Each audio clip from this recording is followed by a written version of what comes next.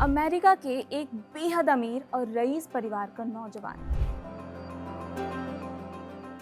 जो वहां आरामदायक और शानदार जिंदगी जी रहा था, जिसके पास दौलत की कोई कमी नहीं थी। वो चाहता तो पूरी जिंदगी उसी ऐशो आराम में गुजार सकता था,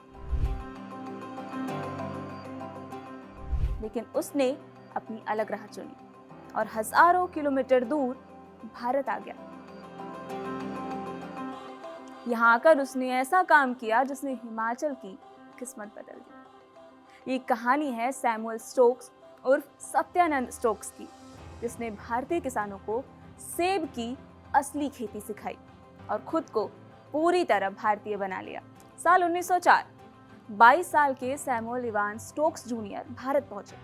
उनके पिता को लगा था कि बेटा कुछ ही दिनों की यात्रा पर गया है, लेकिन सैमुअल तो भारत की मिट्टी में बसने आए थे। शिमला के पास कुष्ठ रोगियों की सेवा से उन्होंने अपने सफर की शुरुआत की। वो मरीजों के बीच रहते, उनकी देखभाल करते, उनके दर्द को अपना दर्द समझते। धीरे धीरे सैमुअल को एहसास हुआ कि लोग उन्हें अब भी बाहरी ही मानते हैं। तब उन्होंने भारतीय कपड़े पहनने शुरू किए, पहाड़ी भाषा सीखी और लोगों के बीच ऐसे घुल मिल गए जैसे यहीं के हो। बाद में उन्होंने हिंदू धर्म भी अपना लिया और नाम रखा सत्यानंद स्टोक्स। लेकिन असली क्रांति अभी बाकी थी। हिमाचल की पहाड़ियों में रहते हुए सत्यानंद ने देखा कि यहाँ की मिट्टी और मौसम बिल्कुल वैसा ही है जैसा अमेरिका के सेब उगाने वाले इलाकों में होता है। तब उन्होंने अमेरिका से सेब के पौधे मंगवाए और शिमला के कोटगढ़ इलाके में उन्हें लगाया। शुरुआत में लोगों को भरोसा नहीं था, लेकिन जब पहली फसल आई तो सब बदल गया। सत्यानंद ने सिर्फ सेब नहीं उगाए, उन्होंने हिमाचल के लोगों को एक नई जिंदगी दी।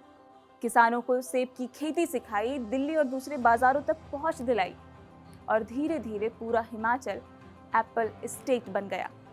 आज इस हिमाचल की अर्थव्यवस्था हजारों करोड़ के सेब कारोबार पर टिकी है, उसकी नींव एक अमेरिकी ने रखी थी। सेब की खेती के बाद सत्यानंद सिर्फ एक किसान नहीं रहे, वो सच्चे भारतीय भी बन चुके थे। 1919 के जलियांवाला बाग हत्याकांड ने उन्हें अंदर से झकझोर दिया था।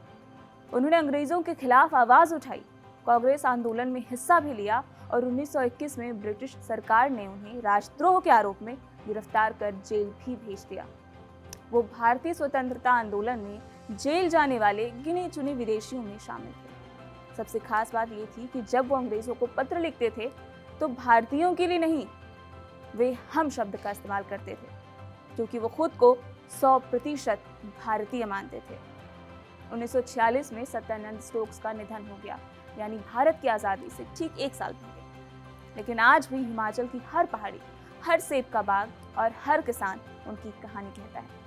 तो अगली बार जब आप हिमाचल में सेब के बाग देखने जाएं, तो उस अमेरिकी को जरूर याद कीजिएगा जिसने हिमाचल को समृद्धि और आत्मनिर्भरता का स्वाद चखाया था।